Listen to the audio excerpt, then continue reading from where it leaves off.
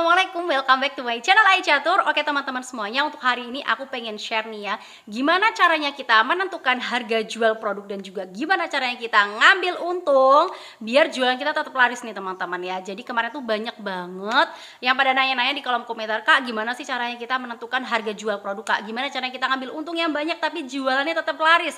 Nah kalian sudah menemukan video yang sangat tepat sekali karena di sini aku bakal share berdasarkan pengalaman pribadi aku sendiri. Gimana caranya kita ngambil untung yang banyak tapi jualan kita masih bisa tetap laris. Nah buat kalian sudah kepo nih ya, kalian wajib banget nonton video ini sampai habis.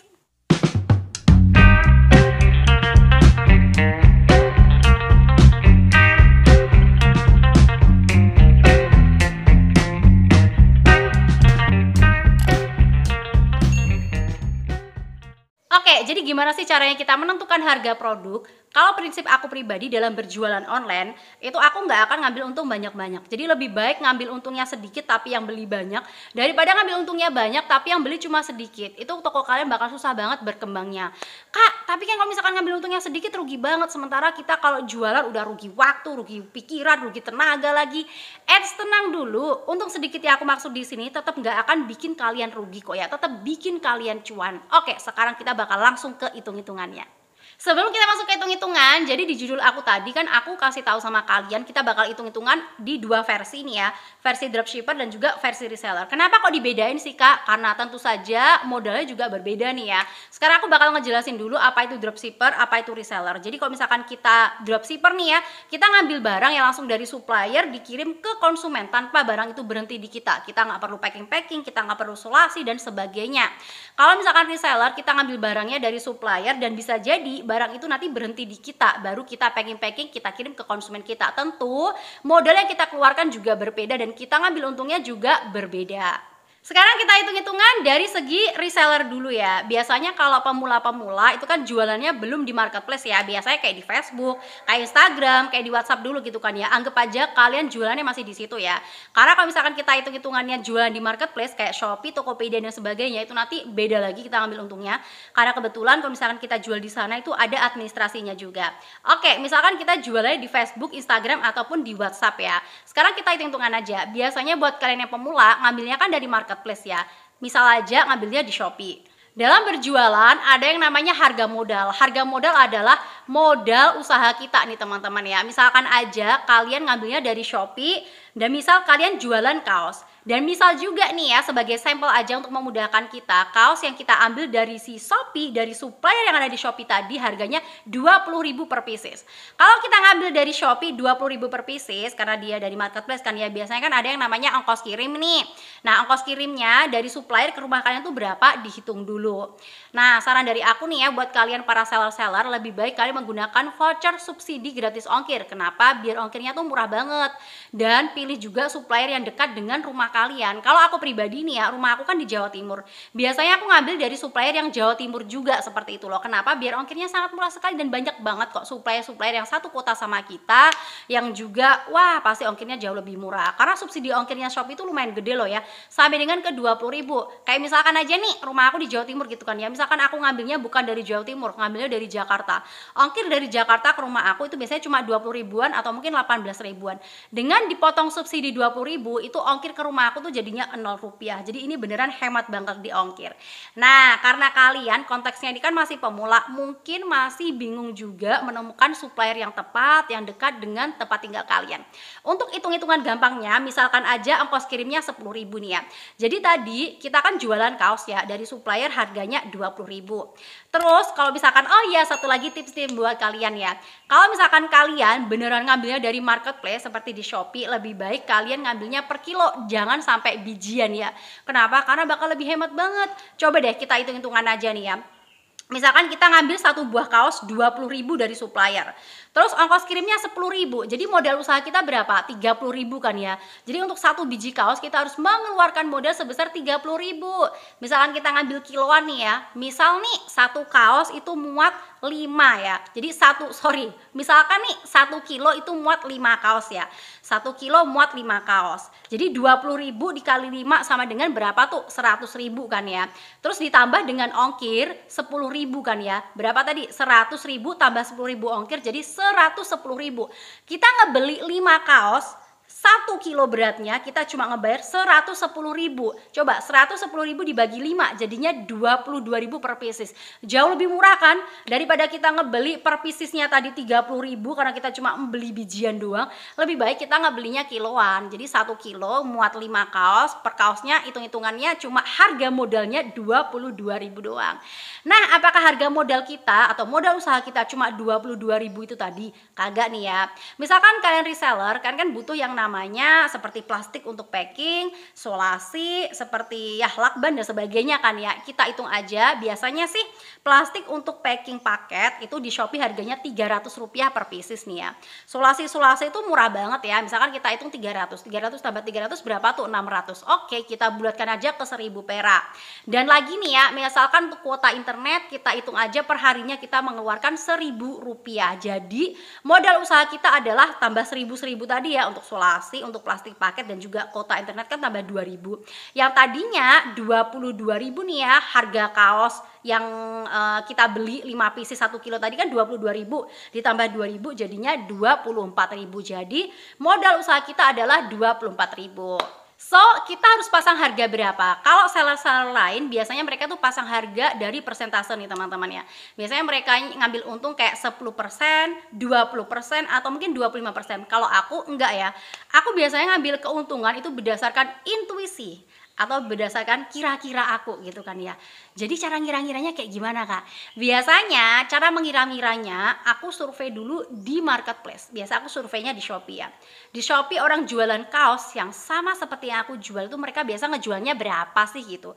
Aku lihat-lihat dulu dari yang termurah biasa ngejualnya berapa, dari yang termahal mereka ngejualnya berapa. Misalkan rata-rata nih ya, para reseller-reseller ngejual kaos itu harganya kayak 40.000, 45.000, 43.000. Seperti itu, coba deh kalian jual di bawahnya mereka sedikit. Selisih 1.000, selisih 2.000 itu nggak masalah ya. Kenapa? Karena konsumen itu sangat jeli sekali dan sangat hitung-hitungan. Misalkan produk yang kita jual selisih 1.000, 2.000 sama seller-seller lain, mereka tuh bakal milih yang murah gitu loh. Padahal cuma selisih 1.000 doang gitu loh. Jadi misalkan mereka masang harganya kayak 40.000, coba deh kalian pasang harga kayak 39.000 mungkin, atau mungkin 38.000. Kalian pasang harga 38.000 aja kalian masih tetap cuan loh ya. Tadi modal usaha kalian kan 24.000 nih. Terus kalian ngejual produknya nanti 38.000. Jadi kalian ngambil untung masih 14.000 per produk loh ya. 14.000 per produk itu wah sangat gede banget loh kalau menurut aku. Itu satu produk doang. Semua ini tergantung gimana caranya kalian mengolah iklan-iklan kalian. Cara mengolah iklannya seperti apa Kak? Misalkan nih kalian bikin promo seperti ini. Beli 2 kaos diskon 3.000. Kalian tetap cuan kok, tetap untung. Coba kita hitung-hitungan aja ya. Beli 2 kaos kan 14.000 kali 2. Harusnya kan kalian mendapatkan untung 28.000. Tapi karena kalian ngasih diskon sama konsumen kalian 3.000, jadi kalian ngambil untungnya kan 25.000. Coba deh ya, sekali ngejual langsung dapat untung 25.000. Kan tetap cuan banget ya, tetap malah sangat cuan sekali daripada kalian cuma ngejual 1 kaos doang yang mana ngedapatin untung 14.000. Jadi ini tergantung gimana kalian mengolah promo. Nah sekarang kita hitung-hitungan dari segi dropshipper ya. Kalau ngambil untung dari segi dropshipper ini bahkan jauh lebih gampang sekali. Kenapa? Karena kita nggak perlu ribet-ribet mikirin ongkir ke rumah kita, mikirin plastiknya, solasinya, ekspedisi dan sebagainya nih teman-teman ya. Karena ongkos kirim sudah langsung ditanggung oleh si pembeli. Jadi kan ceritanya barang dikirim langsung dari supplier ke konsumen tanpa berhenti di kita. Ongkos kirimnya nanti kan bakal langsung ditanggung oleh si pembeli tersebut. Itu kalau misalkan sistem dropship nih ya. Jadi kita cuma ngambil untung dari harga modal doang. Misalkan dari supplier harga kaosnya 20.000, ya langsung aja kita pengen ngambil untung berapa? Pengen ngambil untung 15.000 kah? 19.000 kah? 20.000 kah? Atau kita mau survei juga? Bisa juga nih ya, kita survei di pasaran. Mereka biasa ngejual kaos-kaos tersebut dengan harga berapa sih? Misalkan nih mereka ngejualnya dengan harga 35.000, ya kalian bisa pasang dengan harga 34.000. Jadi kalian ngambil untung 14.000 per produk seperti itu. Jadi hitungannya ini jauh lebih gampang banget ya. Harga kaos dari supplier 20.000 ditambah untungan kita 14.000 sama dengan kita ngejualnya 34.000. Gimana? Jauh lebih gampang kan, kita nggak perlu pusing-pusing mikirin hitung-hitungan yang lain-lainnya. Nah, ini kalau misalkan kita ngambilnya dari Shopee nih teman-teman ya. Sebenarnya kalau misalkan kalian pengen jauh lebih cuan lagi atau bisa ngedapatin untung yang jauh lebih banyak lagi, kalian sih bagusnya harus import langsung dari luar negeri ya. Kenapa? Ya karena barang-barangnya langsung dari supplier-supplier yang ada di Cina. Jadi harganya bakal jauh lebih murah banget gitu loh.